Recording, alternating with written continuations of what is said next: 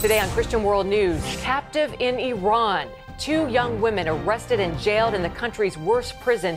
They endured 7 months of captivity. Now they're telling their story.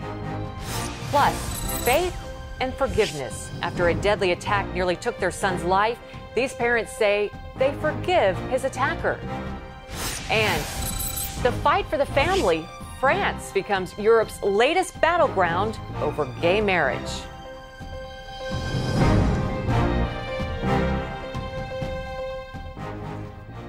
Welcome to Christian World News. I'm Wendy Griffith. George Thomas is on assignment. In Iran, high-profile cases of Christian pastors being arrested, imprisoned, and tortured have put the spotlight on the treatment of Christians in the Islamic Republic. Now, 2 Iranian women are telling their story of persecution. John Wagi explains. Good afternoon, everybody. They were raised Muslim in Iran, converted to Christianity, and studied theology together in Turkey. Merzia Amirzadeh says she had dreams and visions about Jesus. I met Jesus in front of myself. He was standing next to a large throne, which was covering with shining gold. But in 2009, Amirzadeh and her friend Mariam Rostampour were arrested for sharing their Christian faith. They're authors of a new book called Captive in Iran, and they told their story this week at a Hudson Institute panel in Washington. And God gave us this vision to distribute the Bible among Iranian people. And we distributed about 20,000 New Testaments in Tehran and a few other cities. And also we had 2 house churches. One of them was for prostitutes, and the other one was for young people in our own apartment. When Iranian authorities arrested them, they were interrogated for an entire day. They sent us to a basement. There was a dirty and dark cell in the basement, and they threatened us to physical torture. They said that you need to give us all the information that we need, otherwise we will beat you until you vomit blood. The women say the guards didn't physically torture them, but they were sent to Tehran's infamous Evin prison, where American pastor Saeed Abedini is now being held and sometimes tortured. We were being interrogated by 2 interrogators, and they were trying to convince us to deny our faith, and they threatened us to executions. The 2 women say officials threatened them with hanging at 10 different trials. After spending most of a year in prison, they were eventually released after Christians around the world publicized their case. We believe that the first reason that we are here today and we are free is God's grace and God's will. And the second reason is support of all Christians from all around the world. Rostampour and Amirzadeh are urging believers to write letters to Iranians imprisoned for their faith. John Wagi, CBN News. Incredible story. A U.S. congressman is calling on President Obama to speak up for Egypt's persecuted Christians. Virginia Representative Frank Wolf says the president should forcefully denounce attacks on Coptic believers. An angry mob threw firebombs and rocks at Christians outside the main Coptic cathedral in Cairo Sunday. 2 Christians died. Earlier in the week, 5 Christians were killed in similar incidents. Wolf says the attacks will continue unless Mr. Obama speaks out. He says Christians in Egypt are living in fear. Many are fleeing the country. Egypt's Coptic Pope has accused his country's president of negligence. Pope Tewodros says Mohamed Morsi has broken his promise to protect the country's Christians. Joining us now is Nina Shea. She's the director of the Center for Religious Freedom at the Hudson Institute. She's also co-author with Paul Marshall and Layla Gilbert of the new book, Persecuted, The Global Assault on Christians. Nina, great to have you back on the show. Great to be with you, Wendy. Thank you. Well, Nina, let's start with Egypt. What should the Obama administration do about this most recent attack and the increased persecution of Christians under the Muslim Brotherhood there? Well, Christians in Egypt are in terrible peril. We saw this assault on the cathedral. This is the seat of their pope, the Coptic pope. And if that can be breached, if there can be an all-out assault with grenades and firebombs and tear gas against Christians during a funeral, and the funeral is for other Christians who had been murdered in a pogrom, an attack against their village, then really no Christian is safe. It's, in effect, a crime to be Christian in Egypt. So we have to, as the largest donor to Egypt, We're extremely generous as a country to Egypt, both in our direct aid, to their military aid, to their economic aid, and to their foreign loans. We need to draw a red line and say these Christians must be protected and their murderers must be brought to trial and justice must be served. Well, we saw the incredible story of the two women from Iran. We know others, including Pastor Behnam Irani and Pastor Saeed Abedini, are still jailed in Iran. Why does the regime there fear Christianity so much? Well, they derive their legitimacy. This is a theocracy, a Shiite theocracy, and they derive their legitimacy from their religion of Islam. And they see Christians and becoming a Christian as a threat to their rule.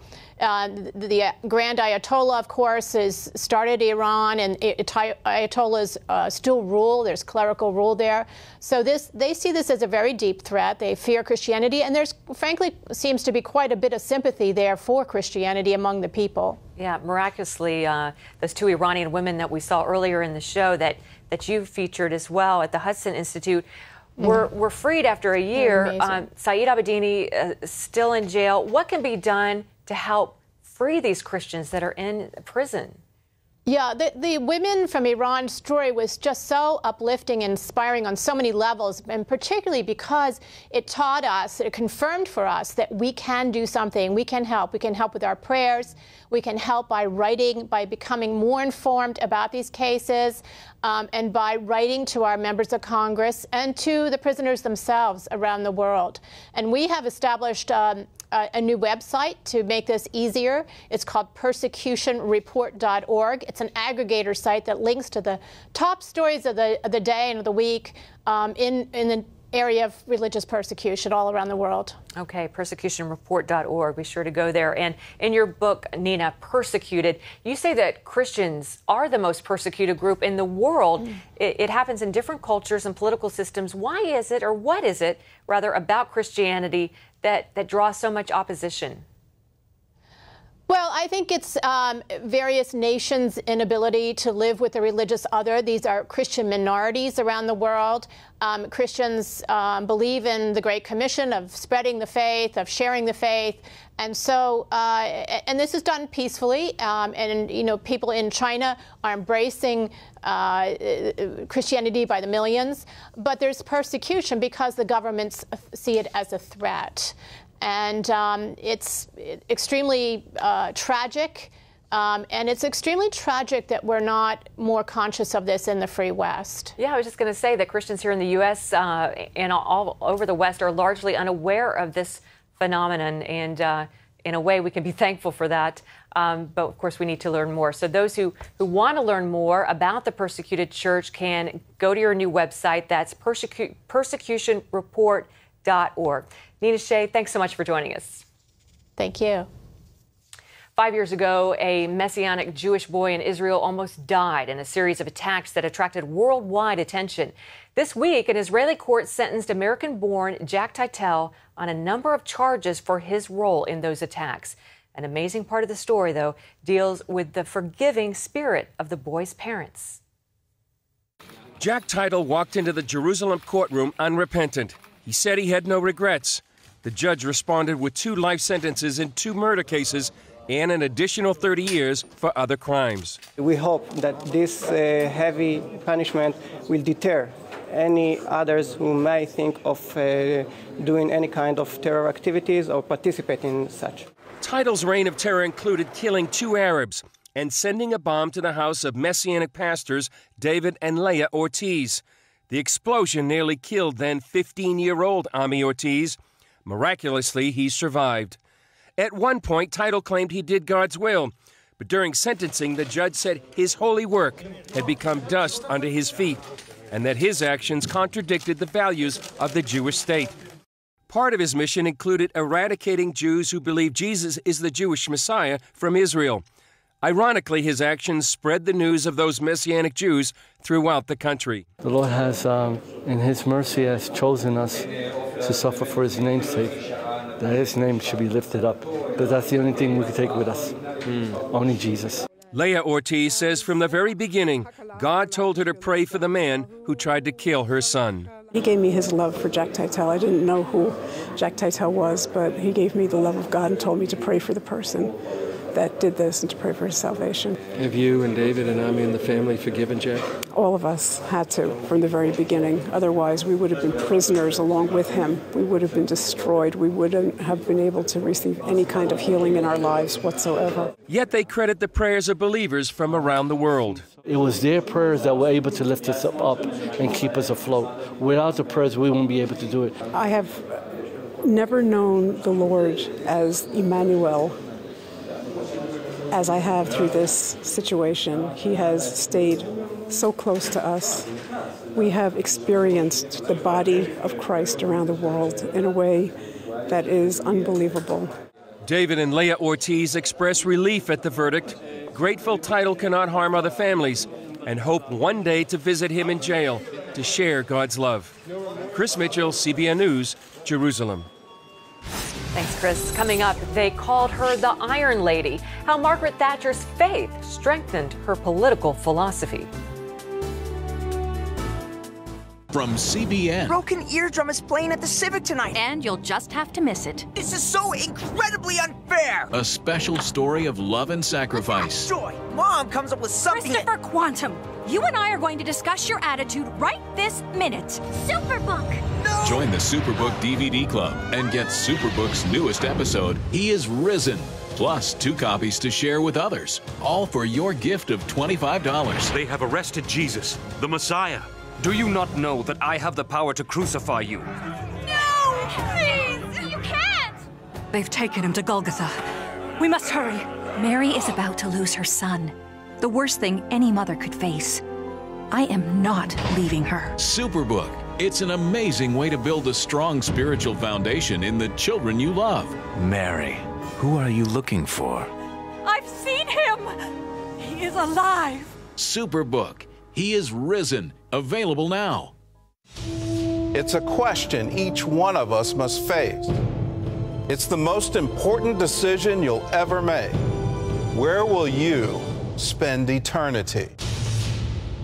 In Gordon Robertson's newest DVD, Life Beyond the Grave Part 2, you'll meet real people who have died and experienced heaven or hell. See their personal eyewitness accounts of what happens when we die. There's more love than you can imagine. I was comforted. I had a peace and joy I've never had. In Life Beyond the Grave Part 2, you'll discover a powerful tool to share the gospel with those you love, what the Bible says about eternal life, and how you can know for certain that heaven is your destiny.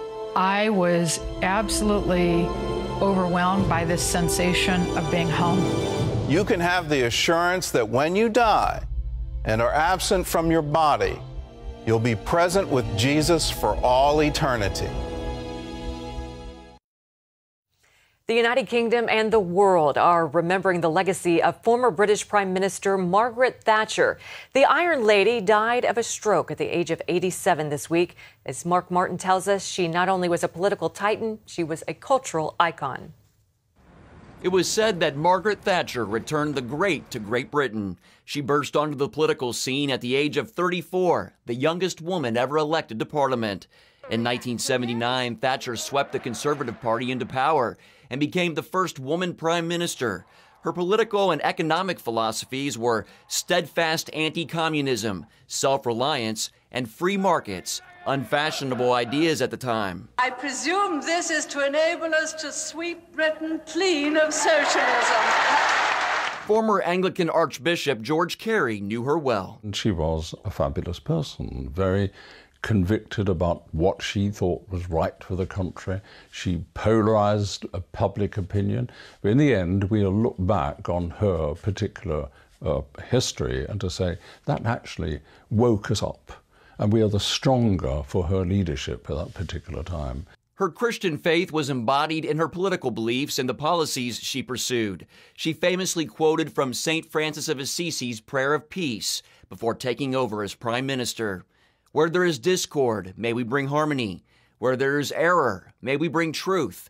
Where there is doubt, may we bring faith. And where there is despair, may we bring hope. Well, she was a very explicit Christian. I mean, in that famous statement, Francis of Assisi, she was actually saying this these are the values I want to live my life by, you know. She had attended services, she was a very faithful Christian. Thatcher found a kindred spirit in President Ronald Reagan and had a famous moment during the first Gulf War when she instructed a vacillating President George Bush that it was no time to go wobbly, George. She gained a nickname which she wore with pride. The Iron Lady of the Western world. She led Britain to victory when Argentina invaded the Falkland Islands. But in 1990, she was ousted in a bitter political fight within the Conservative Party. Still, Thatcher's legacy remains intact in the United Kingdom and around the world. Ladies and gentlemen, we're leaving Downing Street for the last time after 11 and a half wonderful years. And we're very happy that we leave the United Kingdom in a very, very much better state than when we came here 11 and a half years ago. Mark Martin, CBN News. Incredible lady. Well, Christians around the world are sending their love and prayers to American pastor Rick Warren and his family following the death of his son. Matthew Warren took his own life after a long battle with mental illness. Charlene Israel has the story. Pastor Rick Warren gave thanks for the support he and his wife Kay have received following the suicide of their 27-year-old son. Warren tweeted to his nearly 1 million followers, "Kay and I are overwhelmed by your love, prayers, and kind words. You are all encouraging our broken hearts." Matthew Warren took his life at his Mission Viejo home in what his family says was a momentary wave of despair. In a heartbreaking memo to his 20,000-member Saddleback Church, the author of the best-selling Purpose-Driven Life said his son ended his life after a lifelong battle with mental illness. Church members remember Matthew as a kind and gentle soul. He was a sweet, talented, creative, brilliant young man. Still, Warren said his son fought a lonely battle with depression. But only those closest knew that he struggled from birth with mental illness, dark holes of depression, and even suicidal thoughts. In spite of America's best doctors, meds, counselors, and prayers for healing, the torture of mental illness never subsided, said Warren. He marveled at his son's courage to keep on living in his darkest moments despite his pain. I'll never forget how many years ago, after another approach had failed to give relief, Matthew said, "Dad, I know I'm going to heaven. Why can't I just die and end this pain?" Millions of Americans face a similar fight. The Centers for Disease Control estimates that around 3.4% of Americans suffer from depression, and roughly 40,000 people commit suicide every year in the United States. Meanwhile, Pastor Warren is asking for prayers and support for him and his family, a role reversal for the man who has led so many others through dark times. Evangelist and Pastor Greg Laurie, whose son was killed in a car accident in 2008, offered his support to the family. At times like these, there really are no words, but there is the Word. There is no manual, but there is Emmanuel. God is with us. I know the Lord will be there for all of the Warren family and Saddleback Church as they grieve together. Looking forward to that day when God will restore all things. Charlene Israel, CBN News. Up next, some say it's about human rights. Others say it's about destroying Christianity, the fight that's dividing France. CBNnews.com. News you want, when you want, 24/7. Stay current with up-to-the-minute stories. Efrem Graham, CBN News, New York. I don't have to wait for my news anymore. CBNnews.com at your fingertips all day long. I only watch the stories I want to see. I find the story, I click on it, and boom, I'm there. Embassy in Washington, Eric Stakelbeck, CBN News. The source for your news, CBNnews.com. Hi, this is Pat Robertson. This is an important time in the history of America. It's an important time in the history of CBN. And what you do is so very important now. But we've got to get the gospel out here in America. We've got to help the poor and the needy, feed those who are hungry, clothe those who are naked, bring medical attention to those who are suffering, and more than anything, bring hope to those who are without hope throughout the world. So your 700 Club membership makes a huge difference. And I ask you to go to your phone and call. If you haven't already called in, we appreciate what you've done so much. So don't slack. We don't want our hands to be empty. We want to say, Lord, here are those who have come to you because of my labors. Telephones are available, toll-free line, and we just thank God for each one of you. So don't hesitate to call and do it now. It was the most angelic, the most peaceful, safe, loving place. I wasn't afraid. There was not a feeling of time. I was comforted. I had a peace and joy I've never had. I was absolutely overwhelmed by this sensation of being home. You just can't even imagine.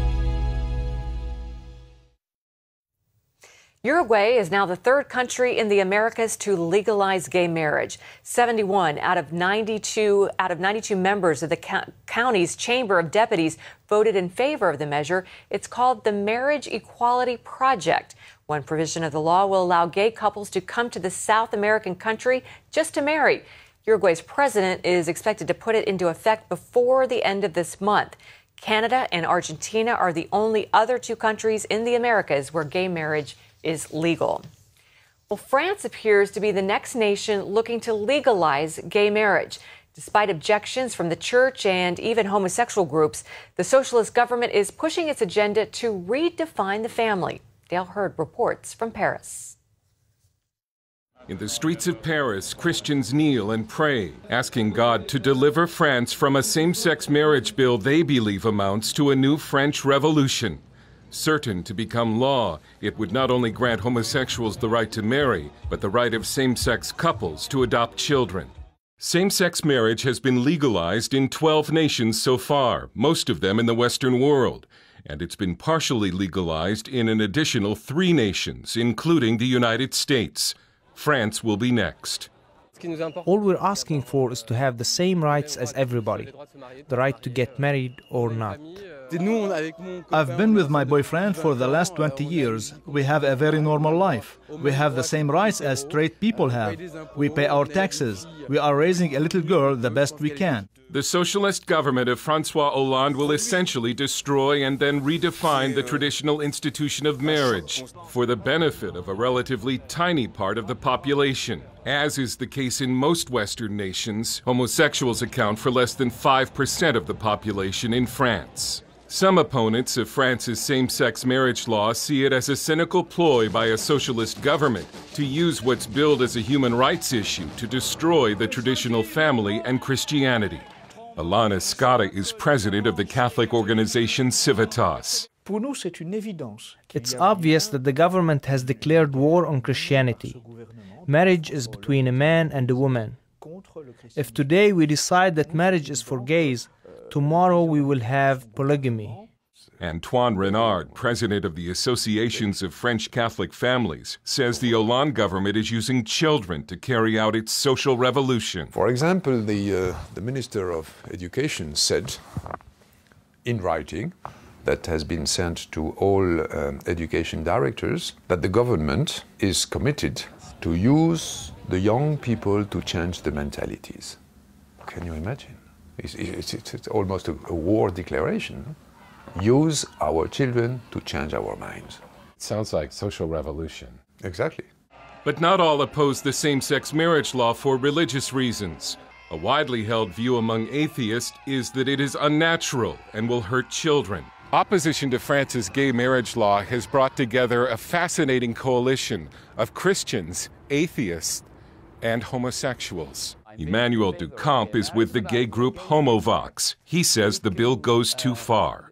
It goes too far in the sense that it makes the majority of the population live under a law that has been cast for a minority, which I don't consider fair.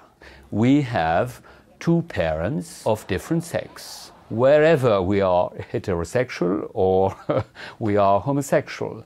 There can't be 2 parents of the same sex. It's not natural.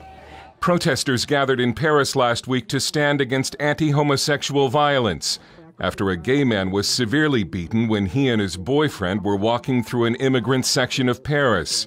Violence against homosexuals is said to have tripled, and some fear the same-sex marriage law will bring more street attacks from France's growing Muslim population. While a slim majority in France support same-sex marriage, they do not support homosexual couples adopting children. But the bill is almost certain to become law anyway. These protesters believe the France they knew that upheld traditional family is slipping away. And indeed it is. Dale Hurd, CBN News, Paris. Give me that. Bye. Sure, life is busy, but I found a way to make a huge difference in people's lives. I guess you could say I'm changing the world right here from home. I bring medical supplies and doctors to people in need, and dig wells so that villagers can have clean and safe water to drink. I make it possible to preach the gospel in over 100 countries, including right here in America. And when disaster strikes, I'm there, providing food, thank you, and emergency supplies to give people hope again. Every day, CBN and I are making the world a better place. Here you go. My life is hectic, so I joined CBN through Pledge Express. My bank does all the work, and I know that my gift is being used where it's needed most. So become a CBN partner and join Pledge Express, because you can do a world of good right from where you are. Hi, good morning. Are you ready to get started? What if you knew heaven is real because you'd seen it? Everything's alive, nothing's dead. Because you'd been there. There's more love than you can imagine. How would it change the way you live your life? He was so eager. We got to get people saved. We got to let people know about Jesus. Get the real story from people who've experienced life beyond the grave. I was hungry and you gave me something to eat. I was thirsty and you gave me something to drink. I was a stranger and you invited me in. I needed clothes and you clothed me. I was sick and you looked after me. I was in prison and you came to visit me.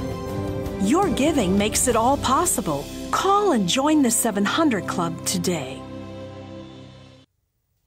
Finally today, some Virginia college students are working overtime to deliver on a big promise they made to orphans in India. After a mission trip last year, the Regent University students promised to build the boys a home. They've already purchased the land, and recently the Christ for India team set sail on a dinner cruise to raise the money for the building. They were joined by Pastor R. Abraham from India. The new boys' home will be a part of his growing ministry. He says the students' work is just one part of a big revival he's witnessing in his country. Pastor Abraham says that church has grown from 40 people to more than 3,000 in 6 months. That's fast growth. And that's our report for this week. Thanks so much for joining us. From all of us here at Christian World News, until next week, goodbye and God bless you.